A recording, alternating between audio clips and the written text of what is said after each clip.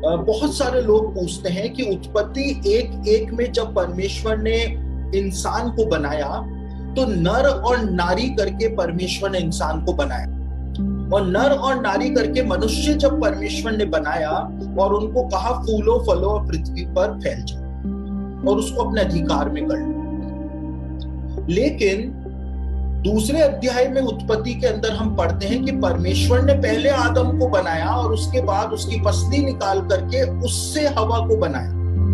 तो यहां पर हमको एक कंफ्यूजन हो जाता है कि आखिर परमेश्वर ने आदम और हवा को एक साथ बनाया था, नर और नारी करके बनाया था एक साथ एक ही दिन, या परमेश्वर ने पहले आदम बनाया था उसके बाद हवा को बनाया था। तो हम कंफ्यूज हो जाते हैं, और कंफ्यूज इसलिए हो जाते हैं क्योंकि हमको यहूदी रब्बियों के लेखों के बारे में कुछ भी नहीं पता है। जूइश टीचिंग जो रही है 3500 सालों की, और उससे भी पहले जो उनके ट्रेडिशंस हुआ करते थे, ओरल ट्रेडिशंस जो हुआ करते थे, लगभग 6000 साल के ओरल ट्रेडिशंस जो यहूदियों के हैं, उनके बारे में हमको कुछ भी नहीं पता है। कई सारे लोग इस बात को कहते हैं, अपने आप को ज्यादा होशियार दिखाने के लिए। मसीही लोग ज्यादा होशियारी भी करते हैं, उसमें कोई डाउट नहीं है। तो मसीही लोग कई सारे जो हैं अपने आप को ज्यादा होशियार दिखाने के लिए कहते हैं कि आदम की हवा से पहले भी एक पत्नी थी, पहले अध्याय में, और उसके दूसरे अध्याय के अंदर हवा जो थी वो उसकी दूसरी पत्नी थी। तो मसीही लोग ऐसी होशियारी करते हैं, और क्यों करते हैं? क्योंकि उनके पास प्रॉपर नॉलेज नहीं। अधूरी नॉलेज हमेशा खतरनाक होती है। यहूदी रब्बियों के टेक्स्ट बताता है, एंशिएंट जूइश टेक्स्ट जो है, जूइश सेजेस के जो शिक्षा है वो ये रही है कि परमेश्वर ने पहले अध्याय के अंदर जब इंसान को बनाया तो नर और नारी करके ही परमेश्वर ने इंसान को बनाया था। कैसे बनाया था? यहूदी रब्बी कहते हैं कि पुरुष और स्त्री जो थे, आदम और हवा जो थे, वो दोनों चिपके हुए थे पसली की तरफ से।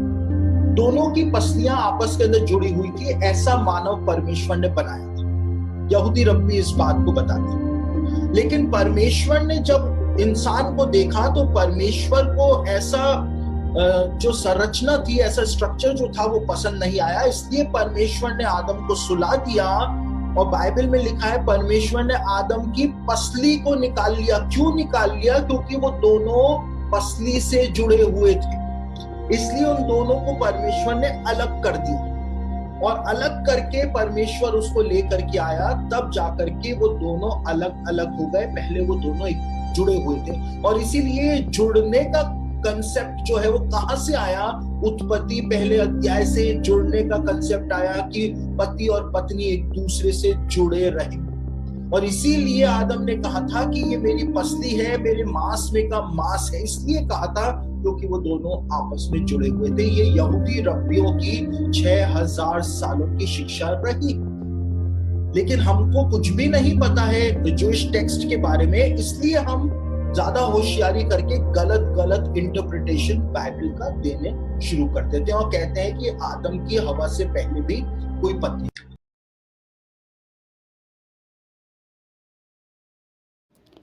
हालेलुया। ਸਾਰਿਆਂ ਨੂੰ ਮੇਰੇ ਵੱਲੋਂ ਜੈ ਮਸੀਹ ਦੀ। ਇੱਥੇ ਪਰਮੇਸ਼ਰ ਦੇ ਦਾਸ ਸਾਨੂੰ ਦੱਸ ਰਹੇ ਆ ਆਦਮ ਔਰ ਹਵਾ ਦੀ ਰਚਨਾ ਦੇ ਬਾਰੇ, ਕਿ ਪਰਮੇਸ਼ਵਰ ਨੇ ਆਦਿ ਦੇ ਵਿੱਚ ਆਦਮ ਔਰ ਹਵਾ, ਐਡਮ ਔਰ ਈਵ ਦੀ ਰਚਨਾ ਕੀਤੀ।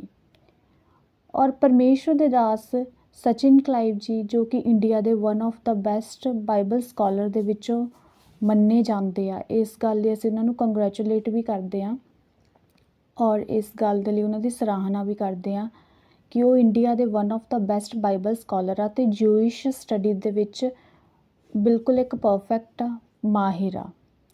ਪਰ ਇੱਥੇ ਇੱਕ ਗੱਲ ਕਰ ਰਹੇ ਆ, ਫਸਟ ਪੁਆਇੰਟ ਨੂੰ ਕਲੀਅਰ ਕਰ ਰਹੇ ਆ ਕਿ ਬਾਈਬਲ ਦੇ ਵਿੱਚ ਜੋ ਲਿਲਿਥ ਦੀ ਸਟੋਰੀ ਦੱਸੀ ਗਈ ਆ, ਇਹ ਬਾਈਬਲ ਦੇ ਅਨੁਸਾਰ ਨਹੀਂ ਹੈਗੀ। ਜੋ ਲੋਕ ਲਿਲਿਥ ਦੀ ਸਟੋਰੀ ਨੂੰ ਬਾਈਬਲ ਦੇ ਨਾਲ ਰਿਲੇਟ ਕਰਕੇ ਦੱਸਦੇ ਆ ਕਿ ਆਦਮ ਦੀ ਕੋਈ ਹਵਾ ਤੋਂ ਪਹਿਲਾਂ ਵੀ ਇੱਕ ਪਤਨੀ ਸੀ, ਇਹ ਗੱਲ ਨੂੰ ਉਹਨਾਂ ਨੇ ਕਲੀਅਰ ਕਰਤਾ ਕਿ ਇਹ ਗੱਲ ਬਿਲਕੁਲ ਗਲਤ ਹੈ, ਇਹ ਸਟੋਰੀ ਬਿਲਕੁਲ ਗਲਤ ਆ। ਅਤੇ ਦੂਸਰੀ ਗੱਲ ਉਹ ਇਹ ਕਰ ਰਿਹਾ ਕਿ ਜਦੋਂ ਪਰਮੇਸ਼ਰ ਨੇ ਹਵਾ ਦੀ ਰਚਨਾ ਕੀਤੀ ਤਾਂ ਪਰਮੇਸ਼ਰ ਨੇ ਆਦਿ ਦੇ ਵਿੱਚ ਆਦਮ ਅਤੇ ਹਵਾ ਨੂੰ ਜੁਆਇੰਟਡ ਬਣਾਇਆ, ਮਤਲਬ ਕਿ ਸਾਈਡ ਦੀ ਰਿਬ ਬੋਨ ਤੋਂ, ਸਾਈਡ ਦੀ ਪਸਲੀ ਦੀ ਹੱਡੀ ਤੋਂ ਉਹਨਾਂ ਨੂੰ ਜੁਆਇੰਟਡ ਬਣਾਇਆ।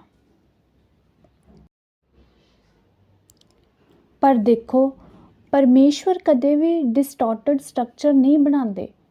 ਡਿਸਟੋਰਟਡ ਸਟਰਕਚਰ ਦਾ ਮਤਲਬ ਪਰਮੇਸ਼ਵਰ ਨੇ ਜਿੰਨੀਆਂ ਵੀ ਰਚਨਾਵਾਂ ਕੀਤੀਆਂ, ਪਰਮੇਸ਼ਵਰ ਨੇ ਉਹਨਾਂ ਦੇ ਅੰਤ ਵਿੱਚ ਕਿਹਾ ਕਿ ਇਹ ਬਹੁਤ ਵਧੀਆ ਆ, ਇਹ ਖੂਬਸੂਰਤ ਆ, ਇਹ ਪਰਫੈਕਟ ਆ। ਔਰ ਇਸੇ ਤਰ੍ਹਾਂ ਜਦੋਂ ਆਦਮ ਅਤੇ ਹਵਾ ਦੀ ਵੀ ਰਚਨਾ ਕੀਤੀ, ਉਹ ਆਪਣੇ ਆਪ ਦੇ ਵਿੱਚ ਇੱਕ ਕੰਪਲੀਟ ਰਚਨਾ ਸੀ।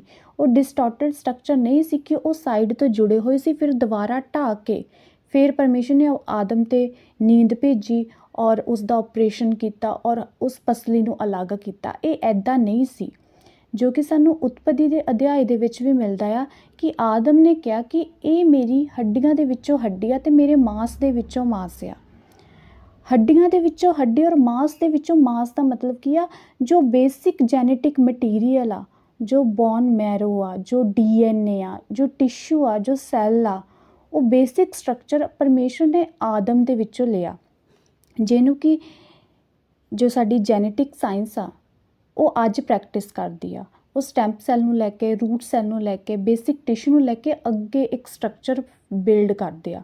ਅੱਜ ਉਹ ਪ੍ਰੈਕਟਿਸ ਕਰ ਰਿਹਾ ਇਸ ਦੇ ਉੱਤੇ, ਪਰ ਇਹਨੂੰ ਪਰਮੇਸ਼ਵਰ ਨੇ ਫਸਟ ਆਪਰੇਟ ਕੀਤਾ। ਇਸ ਗੱਲ ਨੂੰ, ਇਸ ਨੂੰ ਪਰਮੇਸ਼ਵਰ ਨੇ ਹੀ ਕੀਤਾ ਕਿ ਆਦਮ ਦੇ ਵਿੱਚੋਂ ਨਾਰੀ ਦੀ ਰਚਨਾ ਕੀਤੀ, ਨਰ ਦੇ ਵਿੱਚੋਂ ਨਾਰੀ ਦੀ ਰਚਨਾ ਕੀਤੀ, ਜੋ ਬਾਈਬਲ ਵੀ ਕਹਿੰਦੀ ਆ।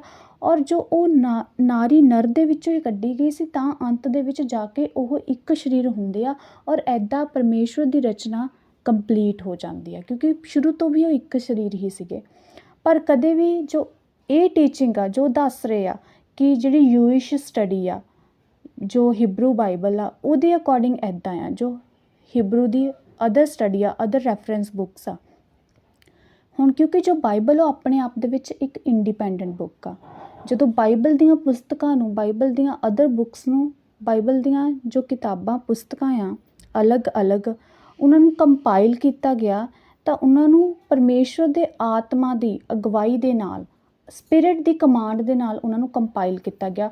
ਬਹੁਤ ਸਾਰੀਆਂ ਹੋਰ ਜਾਲੀ ਪੱਤਰੀਆਂ ਸੀ, ਹੋਰ ਬੁੱਕਸ ਸੀਗੀਆਂ, ਉਹਨਾਂ ਨੂੰ ਨਹੀਂ ਚੁਣਿਆ ਗਿਆ ਬਾਈਬਲ ਦੇ ਵਿੱਚ, ਕਿਉਂਕਿ ਇਹ ਆਤਮਾ ਦੀ ਹੀ ਲਿਖਿਤ ਆ ਔਰ ਆਤਮਾ ਦੇ ਦੁਆਰਾ ਹੀ ਇਹਨੂੰ ਕੰਪਾਈਲ ਕੀਤਾ ਗਿਆ ਔਰ ਆਤਮਾ ਦੇ ਦੁਆਰਾ ਹੀ ਪੂਰੀ ਹੁੰਦੀ ਆ। ਅਸੀਂ ਇਹਨੂੰ ਆਤਮਾ ਦੇ ਦੁਆਰਾ ਹੀ ਸਮਝ ਸਕਦੇ ਹਾਂ। ਇਹਦਾ ਆਧਾਰ ਜੂਇਸ਼ ਸਟੱਡੀ ਕਦੇ ਨਹੀਂ ਹੋ ਸਕਦੇ। ਕੁਛ ਵੀ ਹਿਸਟੋਰੀਕਲ ਐਵੀਡੈਂਸ ਦੇ ਲਈ ਅਸੀਂ ਕਦੇ ਵੀ ਹੈਲਪ ਲੈ ਸਕਦੇ ਹਾਂ, ਪਰ ਜੋ ਹਿਸਟੋਰੀਅਨਸ ਵੀ ਆ ਔਰ ਬਹੁਤ ਸਾਰੇ ਆਰਕੀਓਲੋਜਿਸਟ ਆ, ਬਹੁਤ ਸਾਰੇ ਜੀਓਲੋਜਿਸਟ ਆ, ਉਹ ਬਾਈਬਲ ਦੀਆਂ ਟੀਚਿੰਗਸ ਉੱਤੇ ਡਿਪੈਂਡ ਆ, ਬਾਈਬਲ ਦੀਆਂ ਪ੍ਰੋਫੈਸਿਸ ਉੱਤੇ ਡਿਪੈਂਡ ਕਰਦੇ ਆ ਆਪਣੀ ਸਟੱਡੀ ਦੇ ਲਈ, ਜਦ ਕਿ ਬਾਈਬਲ ਆਪਣੇ ਆਪ ਦੇ ਵਿੱਚ ਇੱਕ ਇੰਡੀਪੈਂਡੈਂਟ ਬੁੱਕ ਆ। ਇਸ ਲਈ ਮੈਂ ਇਹੀ ਦੱਸਣਾ ਚਾਹੁੰਦੀ ਸੀ ਕਿ ਆਦਿ ਦੇ ਵਿੱਚ ਜਦੋਂ ਪਰਮੇਸ਼ਵਰ ਨੇ ਨਰ ਅਤੇ ਨਾਰੀ ਨੂੰ ਬਣਾਇਆ, ਉਹ ਅਲੱਗ-ਅਲੱਗ ਸੀ, ਉਹ ਸਾਈਡ ਬੋਨ ਤੋਂ ਜੁਆਇੰਟਡ ਨਹੀਂ ਸੀਗੇ। ਜੋ ਮਾਸ ਔਰ ਹੱਡੀ ਦਾ ਮਤਲਬ ਆ ਉਹ ਇਹ ਆ ਕਿ ਜਿਹੜਾ ਬੇਸਿਕ ਜੈਨੇਟਿਕ ਮਟੀਰੀਅਲ ਸੀ ਹਵਾ ਦੀ ਰਚਨਾ ਦਾ, ਉਹ ਆਦਮ ਤੋਂ ਲਿਆ ਗਿਆ ਔਰ ਫਿਰ ਉਹ ਤੋਂ ਨਾਰੀ ਦੀ ਰਚਨਾ ਕੀਤੀ ਗਈ, ਬੇਸਿਕ ਜੈਨੇਟਿਕ ਮਟੀਰੀਅਲ ਤੋਂ ਕੀਤੀ ਗਈ। ਔਰ ਜੋ ਸੈਕਿੰਡ ਪੁਆਇੰਟ ਆ ਉਹ ਇਹ ਆ ਕਿ ਜੋ ਮੈਂ ਦੱਸਣਾ ਚਾਹੁੰਦੀ ਹਾਂ ਕਿ ਬਾਈਬਲ ਆਪਣੇ ਆਪ ਦੇ ਵਿੱਚ ਇੱਕ ਇੰਡੀਪੈਂਡੈਂਟ ਸਟੱਡੀ ਆ, ਜਿਹਨੂੰ ਅਸੀਂ ਸਪਿਰਿਟ ਦੇ ਦੁਆਰਾ ਹੀ ਸਮਝ ਸਕਦੇ ਹਾਂ ਔਰ ਇਹ ਪੂਰੀ ਤਰ੍ਹਾਂ ਹੀ ਜੂਇਸ਼ ਸਟੱਡੀ ਦੇ ਉੱਤੇ ਜਾਂ ਹੋਰ ਰੈਫਰੈਂਸ ਬੁੱਕ ਦੇ ਉੱਤੇ ਡਿਪੈਂਡ ਨਹੀਂ ਕਰਦੀ। ਹਾਲੇਲੂਇਆ। ਸਾਰਿਆਂ ਨੂੰ ਜੈ ਮਸੀਹ ਦੀ।